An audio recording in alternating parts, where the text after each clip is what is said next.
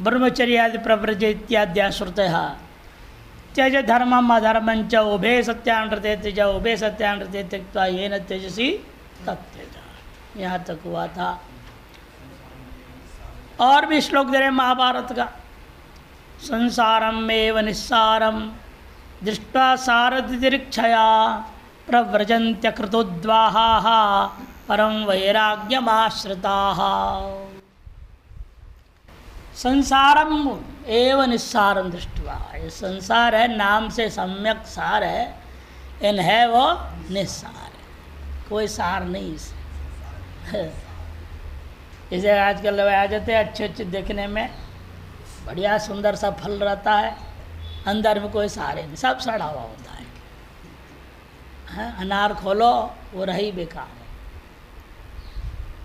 कई चीज़ें ऐसे हो जाती हैं, बाहर से बड़े सुंदर और प्यारे लगते हैं, अब जब संबंध जोड़ो तो पता चल जाता है क्या है क्या नहीं। जब सब बाहर हैं, दूर हैं, अलग हैं, तब तो सब अच्छा है, बहुत बढ़िया है। इसलिए इसका नाम है संसार है। लेकिन जहाँ इसके साथ संबंध जोड़ा क्या निकला? निस्सारम, कोई सार नहीं, बकवास है, फालतू है। यह देख करके फिर असली सार क्या है? सारथ दृक्षया, सार का दर्शन अनुभव ग्रहण करने की इच्छा से और क्या करता है? प्रव्रजंती, प्रव्रजन कर देता है, सर संबंध जो भी है उसे त्याग देता है, अंतर्मुख हो जाता है। इन्हें तब हो सकेगा अकृतोद्वाह, उद्वाहन नहीं किया हो तो, उद्वाहन ना करते हुए अकृत उद्वाह, पर वैराग्यम आश्रिता। वैराग्य भी आपको पता ही है, पहले 3 होता है, बाद में अंतिम पर वैराग्य कहा जाता है। क्या क्या था? यतमान, व्यतिरेक, एकेंद्रिय, फिर पर वैराग्य, वशीकार संज्ञा, पर वैराग्य। एक 4 कोटि में देखा कि योग सूत्र वर्णन आया है। इसलिए पर जो वैराग्य है, वशीकार संज्ञा, उससे भी तत्र तीव्र तीव्र आसन होनी चाहिए। तीव्र तीव्र, तीव्र मधु, मृदु, तीव्र मध्य वर्णन है ना उसमें, 9 भाग किया, उससे सबसे उत्तम है तीव्र तीव्र। तार्श तीव्र तीव्र आपन्न पर वैराग्य संपन्न व्यक्ति, जो कि अकृत उद्वाह, किसी प्रकार का भी उद्वान माने संबंध पूर्वक, निर्णय पूर्वक कसम न खाया हो। कहने का सीधे सीधे आज की भाषा में क्या है? किसी प्रकार का कोई कसम नहीं खाया हो। विवाह करेंगे तो उसमें 7 चक्कर काटेंगे, 7 कसम खाएंगे, 7 फेरे बोलते ना, हर फेरे में एक कसम खाना पड़ता है। 7 कसम तो खा लिए वहाँ पे। अब उससे पहले वो तो वैदिक है, अग्नि को साक्षी बनाकर कसम खा रहे, उसे वैसे झूठी कसम कितने खाएं वो भगवान ही जाने, बाद में कितने खाते रहते ये भी भगवान जाने। तेरे बिना मैं नहीं, मेरे बिना तू नहीं, ये सब डायलॉग मारते रहते हैं, बड़े कसमें खाते हैं, रस्में भी निभाते हैं कुछ हद तक, अनंत में टाइटा फेसी होता है। इसलिए कहते देखो कोई उद्वहन नहीं करना, किसी प्रकार कसम नहीं खाया हुआ नहीं हो, किसी को वचन नहीं दिया हुआ होना चाहिए। इस तरह से पूर्णतया त्याग, उसका नाम ही जब वास्तविक परित्याग है। तार्श होकर के प्रव्रजंती इति बृहस्पति ने जो कच्छ महर्षि को जो उपदेश दिया वो उपदेश प्रकरण में आया है महाभारत के शांति पर्व में। कर्मणा पत्यते जंतो विद्या च विमुच्यते तस्मात् कर्म न कुर्वन्ति यतः पारदर्शिनः। ये भी वही महाभारत शांति पर्व का ही है। इति शुकानुशासनम, कर्म से ही जीव बंधा हुआ है और विद्या से मुक्त होता है। इसलिए जो पारदर्शी यति हैं वे कभी भी कर्म के जाल में फंसते नहीं हैं, कर्म करते नहीं हैं। कर्म आरंभ होता ही है संकल्प से, बिना संकल्प का कोई कर्म होता नहीं। चाहे लौकिकी कर्म हो, चाहे वैदिकी कर्म हो, शास्त्रीय हो चाहे अशास्त्रीय हो, सभी कर्म संकल्प पूर्वक ही होता है। आप यहाँ आते हैं तो मन में एक संकल्प उठता है, चलो ओ घड़ी देखेंगे, पौने 7 हो गया, समय हो गया, चलो। मन में एक संकल्प उठता है, चलना है। यदि ये ना हो संकल्प, यदि मन में अरे अभी है टाइम, कोई बात नहीं, तो निकलोगे? निकलेंगे ही नहीं। अब एक बार ऐसे एक विद्यार्थी ने कहा, साहब हमने सोचा और 10 मिनट है, और 10 मिनट है। अरे मोर के एक बार 2 बार देखने के बाद भी 10 मिनट करके क्यों सोचा? अरे घड़ी फंसी थी, वो सेल खत्म हो गया था। अरे पहली बार देखा चलो 10 मिनट है, दूसरी बार देखा 2-4 मिनट बाद तो देखा था ना, तो विवेक नहीं जगा। अब भी 10 मिनट है, तो मतलब घड़ी गड़बड़ है। इतना विवेक नहीं हुआ। 3 बार उसने कहा, तीनों बार 10 मिनट बाकी था, इतने में 7:40 हो गया था, टाइम निकल गया। इसीलिए आदमी को बड़ा विवेक जागरूक रखना पड़ता है, नहीं तो व्यक्ति हमेशा ही गलत संकल्प में फंस सकता है, यदि विवेक जागरूक नहीं है तो। इसलिए वे किसी प्रकार के कर्म करते ही नहीं है। कर्म होता ही है संकल्प है, और संकल्प से होते हैं विभिन्न प्रकार के निष्काम कर्म। करने का भी संकल्प से व्यक्ति अंत में सकाम में पहुंच जाता है। संकल्पात जायते कामः, कामस्ते जानामि ते मूलम संकल्पात किल जायसे। यहाँ पे यहाँ गीता में भी कहेंगे, सर्वकर्माणि मनसा संन्यस्यास्ते सुखम वशी इत्यादि। मोक्ष से च कार्यत्वात् मोक्ष कर्म अनर्थक्यम, और मोक्ष किसी भी क्रियाकलाप का कार्य नहीं है। इसलिए मोक्ष के लिए कर्म तो अवश्य ही अनर्थकारी होगा, अनर्थ ही पैदा करेगा।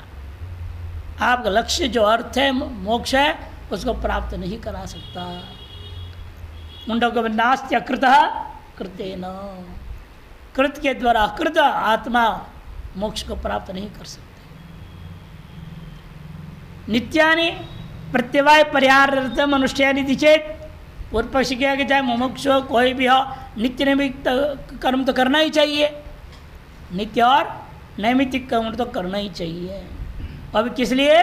प्रत्यवाय का परिहार करने के लिए। अनुष्ठान चेत नो, वह भी असन्यास विषयत्वात् प्रत्यवाय प्राप्त है। प्रत्यवाय प्राप्ति भी किसके लिए है? असन्यासी के लिए। यदि आपने भले मुक्ति नहीं हुए, जीवन मुक्त नहीं है, विद्वत संन्यास नहीं है, लेकिन विदिशा संन्यास ले लिए हो, तब भी सब कर्म से परे हो गए। कोई कर्म से न करने का दोष तो लगेगा नहीं, करने पर कोई खास फल मिलेगा नहीं। और विशेष रूप से आपको जो इतना विवेक है, तभी तो विदिशा संन्यास लिया है।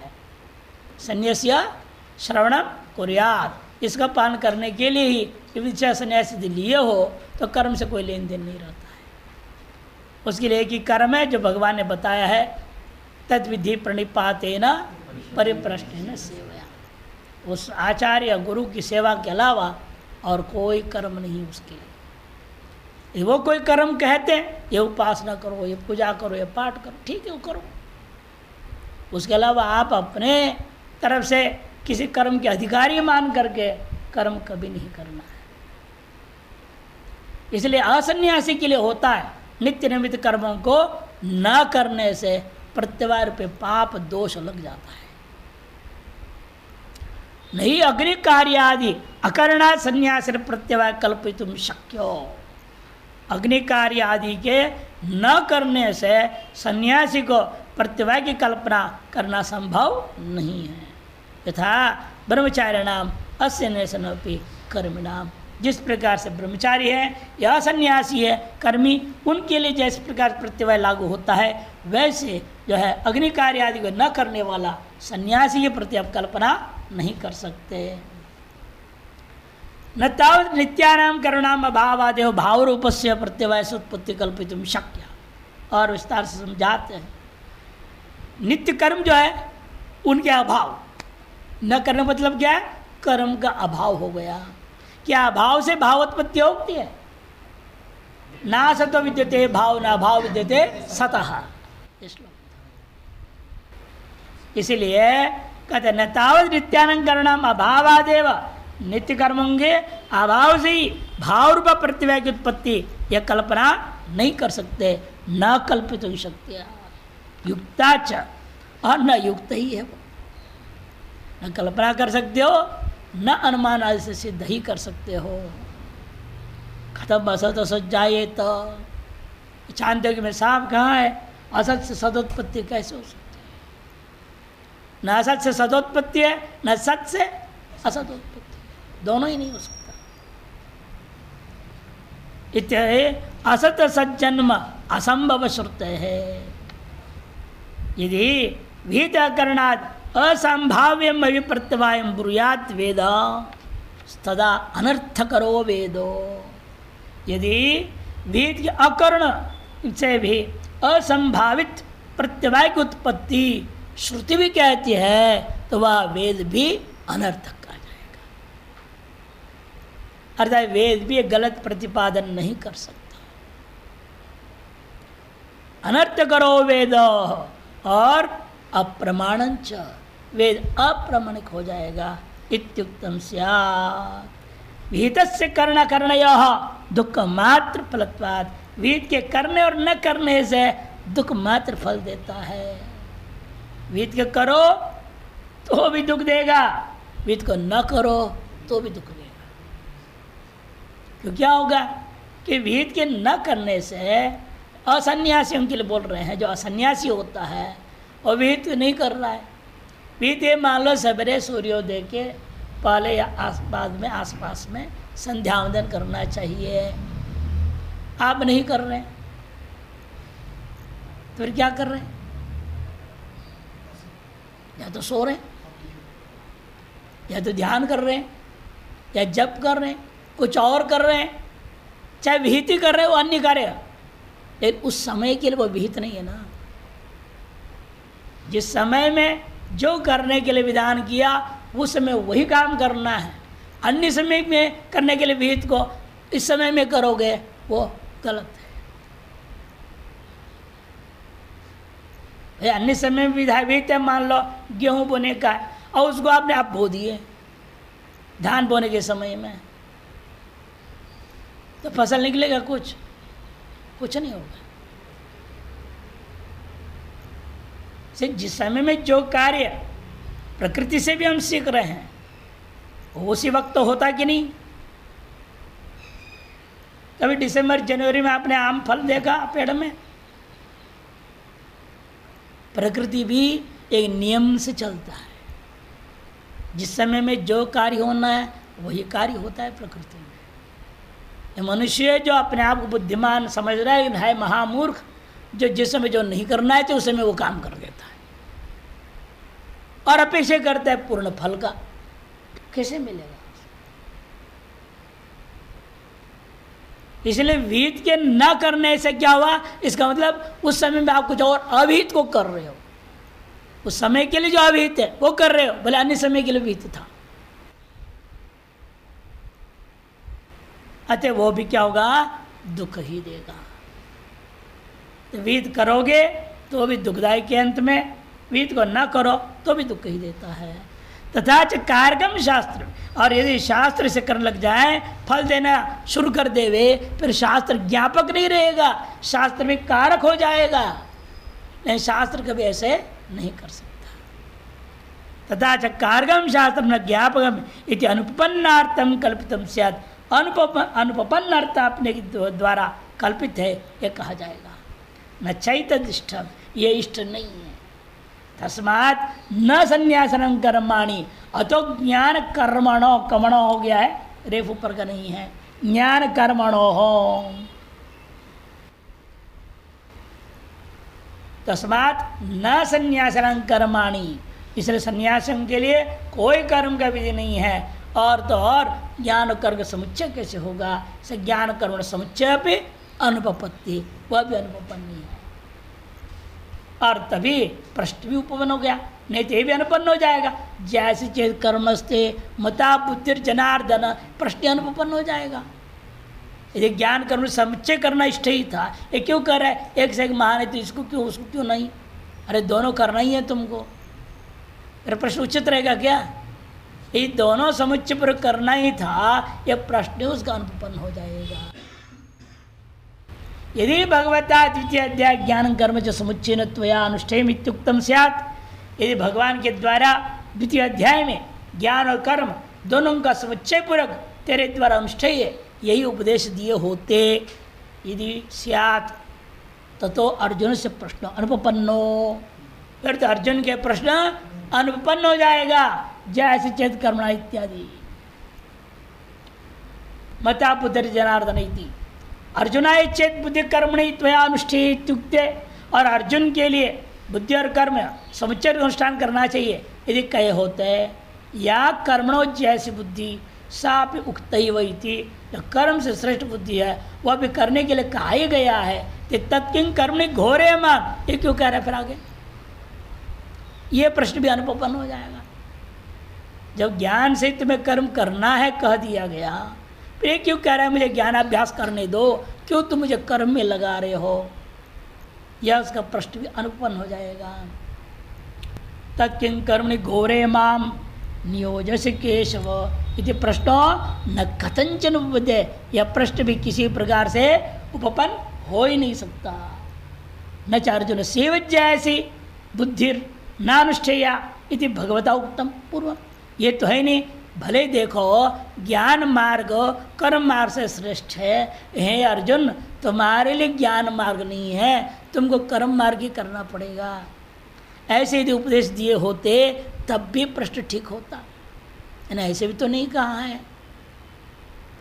यदि वे कर है अर्जुन के लिए जैसी बुद्धि नानुष्ठेया, तुम्हारे द्वारा श्रेष्ठ जो ज्ञान मार्ग है अनुष्ठेय नहीं है, ऐसे यदि भगवान के द्वारा अर्जुन से जैसे बुद्धि नानुष्ठेयति भगवत उक्तम यदि कल्पयितुम अपि न युक्तम, ऐसा अन्वय कर दो।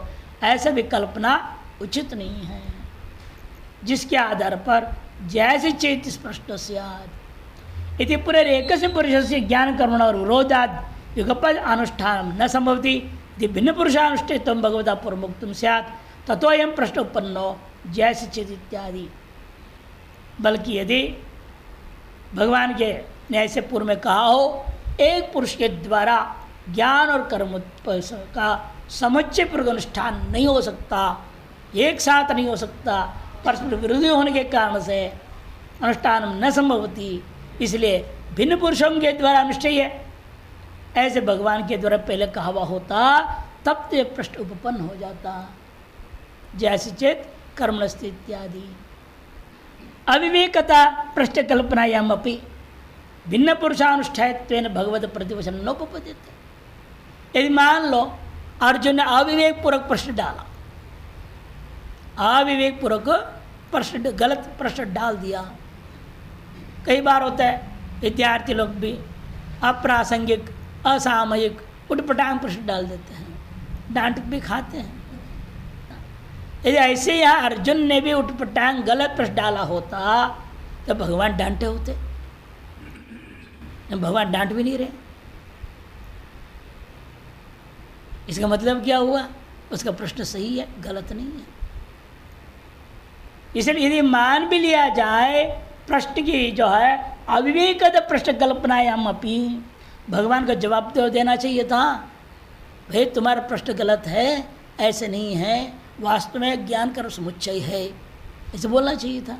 ऐसे न बोल करके भिन्न पुरुषानुष्ठित्व ने भगवत प्रतिवचनम नोपपद्यते, भिन्न पुरुषों के द्वारा ही अनुष्ठेय है ज्ञान और कर्म, ऐसे भगवान ने जो उसको प्रतिवचन दिया, जवाब दिया है, वह भी उपपन्न नहीं होगा। न च अज्ञान निमित्तम भगवत प्रतिवचन कल्प्यम, अरे भगवान भी अविवेक पूर्वक जवाब दे दिया, ऐसा तो आप नहीं कह सकते। पूछना अर्जुन में कमी हो सकता है, गलत बोल सकता है, गलत प्रश्न भी डाल सकता है, इन भगवान ने भी गलत जवाब दे दिया, ऐसे कैसे कोई कह सकता है? ये तो संभव नहीं है। अज्ञान निमित्तम में भगवत प्रतिवचनम इति न कल्प्यम, अस्माच्च भिन्न पुरुषानुष्ठेयत्वेन ज्ञानकर निष्ठे और भगवत प्रतिवचन दर्शनात् अस्माच्च कारणात्, इस कारण से कि भिन्न पुरुषों के द्वारा अनुष्ठेय है ज्ञान और कर्म, यही भगवान का प्रतिवचन देखने को मिलता है। अतएव ज्ञान कर्मण समुच्चय अनुपत्ति ही, ज्ञान और कर्म का समुच्चय उपपन्न नहीं हो सकता। तस्मात् केवलादेव ज्ञानात् मोक्ष इति एषो अर्थो निश्चितो गीतासु सर्वोपनिषत्सु च। इसलिए निष्कृष्ट अंतिम निष्कर्ष दे रहे भगवान आचार्य शंकर कि केवल ज्ञान से ही मोक्ष होता है। इति एषो अर्थ, यह अर्थ यानी जो निश्चय हुआ वो केवल गीता में ही नहीं, सकल उपनिषदों में भी यही निश्चय है। ज्ञानम कर्मणोर एकम वद निश्चित्येति च एक विषय प्रार्थना अनुपन्ना उभयो समुच्चय संभव है। ये दोनों का एक अधिकारी के द्वारा समुच्चय पूर्वक अनुष्ठान कर संभव होता, दोनों के बीच में से एक को निश्चय करके बोलो, ज्ञान कर्मणोर एकम वद निश्चित्य इति, इस प्रकार का प्रश्न प्रार्थना अनुपन्ना एवं अनुपन्न हो जाएगा। और आगे भी क्या कहें भगवान, कुरु कर्मैव तस्मात् त्वं 4:15 में कहने वाले। इति च ज्ञान निष्ठा असंभवम अर्जुन से अवधारणेन दर्शयति। ज्ञान निष्ठा का संभावना अर्जुन में निश्चय पूर्वक भगवान कथन कर रहे हैं। तुम्हारे बस की बात नहीं ज्ञान निष्ठा, तुम तो कर्म निष्ठा के ही योग्य। इस समुच्चय भगवान के द्वारा विहित होता, भगवान ऐसे कैसे कह सकते हैं? तुम कर्म के योग्य हो, कर्म ही करो। कुरु कर्मैव तस्मात् त्वं, इसे ज्ञान निष्ठा की असंभावना को ध्यान में रखते हुए अर्जुन के लिए अवधारण पूर्वक एवकार के साथ दृढ़तापूर्वक भगवान जो दर्शा रहे हैं वह बात कैसे घटेगा यदि समुच्चय कहना इष्ट होता तो। इस सिद्ध हुआ समुच्चय किसी भी शास्त्र में हो ही नहीं सकता। ज्ञान और कर्म का समुच्चय पूर्वक अनुष्ठान किसी भी अधिकारी के लिए कभी भी संभव नहीं है। इस प्रकार से आचार्य शंकर की अवतरणिका तृतीय अध्याय के पहले श्लोक के आधार पर कह दिया। और अब शंकरानंद अपने अवतरणिका दे रहे हैं, ये भी लंबा चौड़ा लिखेंगे। ननो नत्वेवाहम जातु नासम इति आत्मनात्विवेचनम उपक्रम्य, कौमा नहीं होनी चाहिए।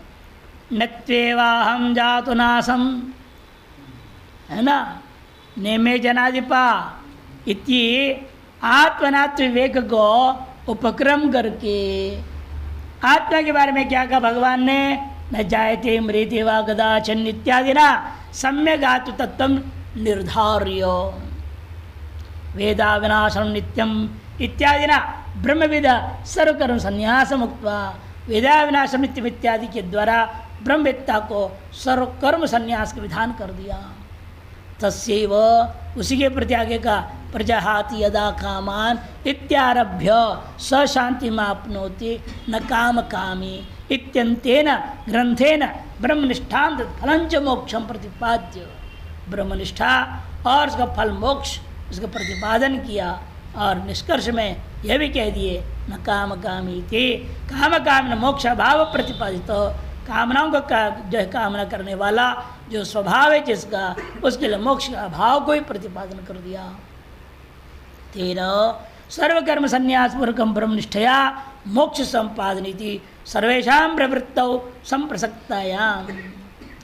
इसलिए सर्व कर्म संन्यास पूर्वक ब्रह्मनिष्ठा की ओर मोक्ष को संपादन करने के लिए सभी प्रवृत्त होने लगेंगे, सब कर्म छोड़ देंगे। चाहे ब्रह्मचारी है, चाहे गृहस्थ है, चाहे वानप्रस्थ है, चाहे सन्यासी है, हर एक आदमी सोचने लगेगा कर्म करके क्या करना, छोड़ो, हो जाए तो नहीं, छोड़ते नहीं छोड़ते हो जाए तो वाली बात है ना यहाँ। इसलिए कहते हैं यदि ऐसे मान लिया जाए तो प्रवृत्तो संप्रसक्तायाम विरक्त प्रव्रजे धीमान सर्गतस्तु गृहे वसेत सर्रागो नरके याति प्रव्रजन ही द्विजाधमः। अनेक श्लोक दे रहे हैं लगातार। विरक्त यदि हैं आप तो प्रव्रजन कीजिएगा, संन्यास लीजिएगा। यदि सरकते हैं आप राग से युक्त है, कामनाओं से युक्त है, तो गृह वसेत, आप अपना गृहस्थी बसाओ। चाहे रोज लड़ाई हो गए, कोई बात नहीं, झेलो, वही तुम्हारे लिए योग्य है। तो वैराग्य नहीं तो क्या करें, लड़ाई झेलना पड़ेगा। फिर डाइवर्स होगा, फिर इकट्ठे हो जाना, डाइवर्स भी वापस हो जाता है। एक क्या IIM के प्रोफेसर थे आपके बेंगलोर में, वो पति पत्नी में किसी बात पे झगड़ा हो गया, वो भी प्रोफेसर थी, 30 साल अलग रह गए, बच्चे जवान हो गए, आओ तो बच्चों की शादी में इकट्ठे हो जाते थे, शादी उसके बाद तू जा वहाँ। 30 साल के बाद अलग हो, डाइवर्स किए। पति जो था पुरुष, उसको हार्ट अटैक हो गया, उससे बेटी साथ में थी, बेटा विदेश। बेटी ने माँ को फोन किया, ऐसे ऐसे हुआ, तो झटिति आ गई, अरे जिसके शक्ल नहीं देखना चाहती थी, अब तो 24 घंटा सेवा में खड़ी हो गई। सेवा हो गया, ठीक हो गए, वो अपना उधर घर चले गए, ये अपने घर वापस गई। वहाँ से कोर्ट में जाकर अप्लाई कर दिया, अब मेरे पति को मेरी आवश्यकता है, इसे मैं डाइवर्स वापस लेती आफ्टर 30 इयर्स। कोर्ट ने ओके किया। बर्बाद अभी तक प्रेम से रह रहे हैं, 10-11 साल हो गया। इसलिए सब गृहस्थ आश्रम में आपको सामना करना ही पड़ेगा। लेकिन रसराग हैं आप, काम वासनाएं हैं, स्वर्ग आदि प्राप्ति की इच्छाएं हैं, यह लोग परलोक के लोकेशना वित्तेषणा पुत्रेषणा है, तो घर में ही जाना चाहिए, गृह वसेत। और सराग्यो प्रव्रजन ही, यदि राग से युक्त है फिर भी संन्यास लेना चाहता है, वह द्विजाधम है, वह क्षत्रिय वैश्य शूद्र द्विज तीनों को कहा जाता है, उनमें अधम है। वो निश्चित बना वह नरके आती, नरक में जाएगा। और यहाँ करके संन्यास लेते हैं, तो क्या शादी करते हैं, शादी करके पत्नी को भी लाल पहना देते हैं, बच्चे होते हैं उनको भी लाल पहना देते हैं, उनका तो क्या कहना, भगवान जानो की क्या गति होगी। गहना कर्मणो गति। स्मृतिकार तो साफ कह दे रही बात, यदा मन संजातम वैतृष्टम सर्ववस्तुषु तथा संन्यासमिच्छन्ति पतितस्याद्विपर्यय। यदि मन में वैराग्य सम्यक प्रकार से उत्पन्न हो गया, एक दो वस्तु में नहीं, सर्ववस्तुषु वैतृष्ट्यम संजातम चेद यदा मनसी तदा संन्यासमिच्छन्ति, तब संन्यास चाहते हैं तो ग्रहण करना चाहिए। विपर्य यदि विपर्य विपरीत यदि है, कुछ विषयों में वैराग्य है, सर्व विषयों से वैराग्य नहीं है, तो निश्चित रूप में व्यक्ति पतित हो जाएगा। जिस विषय में वैराग्य नहीं है, वो विषय जब प्राप्त हो जाएगा वही उसको फंसा देगा। हम लोग बोलते हैं स्पष्ट ही, आज की समाज में 4 प्रकार के गड़बड़ लोग आ रहे हैं। सही सही एक ही आ रहा है, और वो 1% है। समस्या भी ये है, 99% गलती आ रहे हैं, 1% सही है। वो 4 प्रकार को हम एक ही नाम से बोल देते हैं, फेल्यूर्स ऑफ सोसाइटी। जो समाज में विफल हो गए वो यहाँ आ गए। समाज में विफलता का मतलब वो 4 प्रकार का है। ये तो सबसे पहले सबसे खराब जो आ रहा है वो failure of love, love failures. लड़की को प्यार किया, वो धोखा दे गई, यहाँ आ गया। लड़का को प्यार किया, लड़का ने धोखा दिया, तो लड़की आ गई।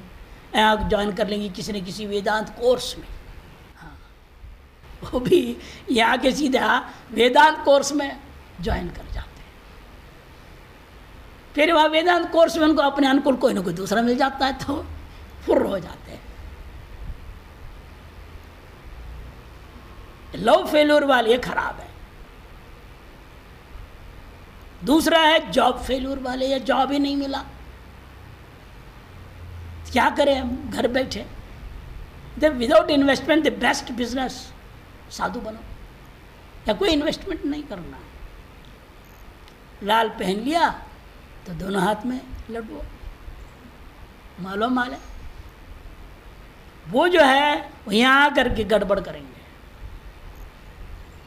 यहाँ धंधा करना शुरू करेंगे। गुरु को भी धंधा करके पढ़ाएंगे, जिससे जो बना वो गुरु को भी धंधा सिखाएंगे। गुरु जी आपको पता नहीं, हम संभालेंगे, आप निश्चिंत रहिए, वो अपना धंधा। ऐसे लड़के होते हैं। और तीसरे कौन है? जो विशुद्ध, जो क्रिमिनल है, वहाँ दो चार को निपटा करके इधर आए हैं और मौके में तो गुरु को भी निपटा के आगे ही बढ़ेंगे।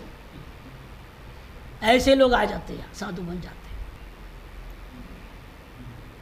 और चौथा वो है, आपको पता है, जो दिमाग का आधा खराब हो गया, ना घर के ना घाट के, क्या करे वो, साधु बन जाते हैं। साइजोफ्रेनी वाले, साइकोसोमैटिक डिसीज वाले, ये सब यहाँ आते हैं ना, वो बड़े गड़बड़ होते हैं। उन लोगों के लिए कह रहे हैं विपर्यये, पतित हो जाएगा वो, कि सर्वस्तु में वैराग्य नहीं है, किंचित में था किंचित में नहीं है, वह सब द्विजादम में वे नरके आती। पतिता स्यात् विपर्य, प्रवृत्ति लक्षणं कर्म ज्ञानम संन्यास लक्षणम, तस्मात् ज्ञानम पुरस्कृत्य संन्यासेदिह बुद्धिमान। प्रवृत्ति स्वभाव वालों के लिए कर्म ही ठीक है, और संन्यास स्वभाव वालों के लिए ज्ञान मार्ग होता है। इसे जिसको ज्ञान चाहिए वही संन्यास ले, अन्य काम से नहीं, ज्ञान के लिए ही संन्यास लेना है। और कई ब्रह्मचारी होते हैं, और साफ कईयों ने से हमसे वार्तालाप हो तो कईयों ने साफ बोल दिया, हम चोटी जब तक नहीं काटेंगे तब तक हमें ये नहीं मालूम हो कि 5 करोड़ की कम से कम संपत्ति है। उसी गुरु का हम चेड़ा बनेंगे, चोटी कटवाएंगे, संन्यास लेंगे। चोटी का वैल्यू 5 करोड़ रुपया, बताओ, जमीन भी सस्ता है। अरे 4 बाल का टुकड़ा रख दिया, उसके 5 करोड़ वैल्यू, हद हो गया। और एक तो सफल भी हो गया, उनमें से मिल गया उसको। अरे 5 का नहीं, 25 करोड़ के संपत्ति का मालिक हो गया वो, ऐसा गद्दी मिल गया उसको। मैंने मेरे बाद में बोला भी, स्वामी जी फ़ोन करके बोला, स्वामी जी मैंने आपको कहा था ना मिनिमम 5 करोड़, मिला 25 करोड़, 5 गुना का मिल गया।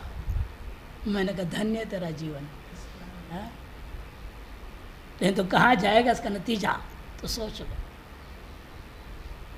इसलिए संन्यास ले रहा है, धन दौलत संपत्ति के लिए। अरे वित्तेषणा के अभाव में संन्यास होता है ना, तो वित्तेषणा वाला है। हंसते क्या मूर्ख लोग, अब क्या कहा जाए।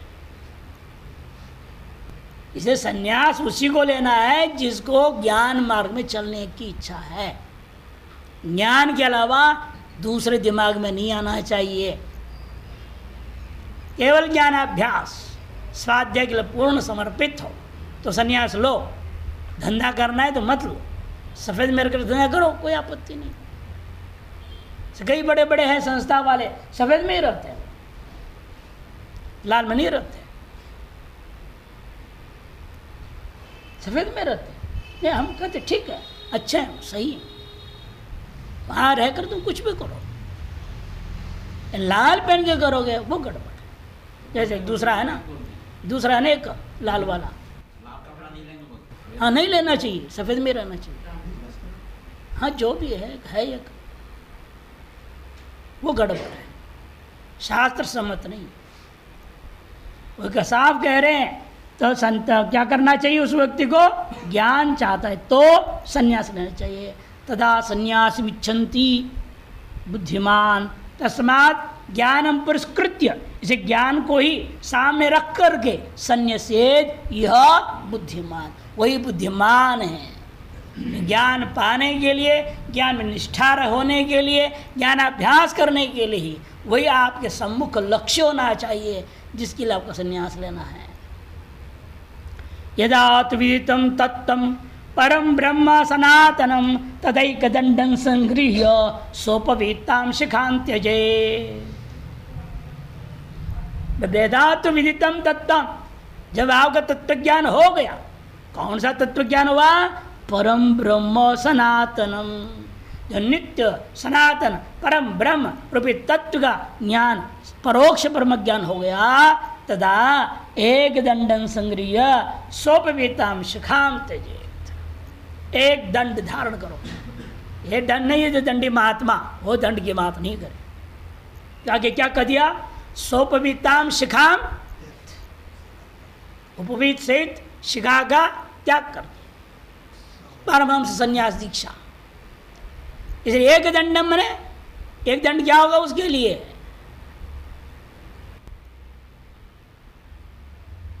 एक दंड धारण करेगा। त्रिदंड क्या होता है? काय दंड, वाक दंड, मनोदंड। और इसके लिए क्या रह गया अभी? काय दंड, वाक दंड खत्म, मनोदंड रह जाता है। मन क्षण भर के लिए इधर से उधर हुआ नहीं, फट दंड दो उसको। क्योंकि संत ही जो मन को मारा,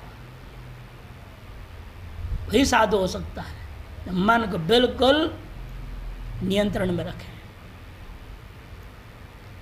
इसलिए तो एक दंड होकर रहेगा, और ये जो शिखा कि वह सहित जो था उन सब को छोड़ देगा। अहमेव परम ब्रह्म वासुदेवाख्यम अव्ययम इति बोधो दृढ़ो यस्य तदा भवति भैक्षभुक्। जब ये दृढ़ बोध हो जाए, मैं ही पर ब्रह्म परमात्मा हूँ, जिसे वासुदेव नाम से दुनिया में प्रसिद्धि है, यस्य एतार्थ दृढ़ो बोध हो, इसलिए दृढ़ बोध है, वही भैक्षभुक्, भिक्षापूर्वक जीवन व्यतीत करने के, भिक्षा भोगी बनने योग्य अर्थ संन्यास के अधिकारी होता है। प्राणे गते यथा देह सुगम दुखम न विंदति तथा चेत प्राण युक्तोपि स कैवल्याश्रमे वसेत। प्राणे गते यथा देह सुगम दुखम न विंदति। इस देह में विद्यमान प्राण भी निकलने लग जाए तो भी जिसको सुख या दुख महसूस न हो गए। प्राणे गते, प्राण जो है जाने लग जाए, यथा देह, देह की जिस प्रकार स्थिति हो वह, तो भी सुखम दुखम न विंदति तथा चेत प्राण युक्तोपि, ठीक उसी प्रकार प्राण युक्त काल में भी आप सुख दुख से परे हो जाए। प्राण के जाने के बाद मुर्दे को सुख दुख होता है क्या? प्राणे गते देह यदा सुखम दुखम न विंदति, प्राण निकल जाने के बाद जो मुर्दा है उसको सुख दुख कुछ भी महसूस नहीं होता। उसी पर प्राण युक्त रहते हुए भी, जीवित काल में भी यदि आप सुख दुख से परे हो जाते हो तो आप संन्यास के अधिकारी। तथा चेत प्राण युक्तोपि स कैवल्याश्रमे वसेत। अंतिम आश्रम ने कैवल्याश्रम ने संन्यास आश्रम, मैंने कि बोर्ड लगा कैवल्य आश्रम, अगर मैं केवल आश्रम में रहता हूँ, वो अर्थ नहीं है यहाँ। अनधीत्य अखिलान वेदान अनिष्टैव अखिलान सुरान अनुत्पाद्य सुतान विप्रो न संन्यसितुमर्हति। यदि आपके अंदर कामनाएं हैं, फिर आप जो है सब काम करके ही संन्यास में आना, बिना उसका नहीं आना। बिना शास्त्रों को वेदों को सम्यक प्रकार से पढ़े, अनधीत्य अखिलान वेदान अनिष्टैव अखिलान सुरान, सकल देवी देवताओं को पूजा पाठ के बिना, अनुत्पाद्य सुतान, और बिना पुत्रोत्पत्ति संतानोत्पत्ति किए ही, विप्रो न, विप्र जो है ना सन्निसितुमर्ति, ऐसा जो कामी पुरुष होगा वह संन्यास योग्य नहीं होगा। चाहे विप्र क्यों ना हो, द्विज से भी ऊपर होता है विप्र, श्रेष्ठ होता है, वह तब भी संन्यास नहीं लेना चाहिए।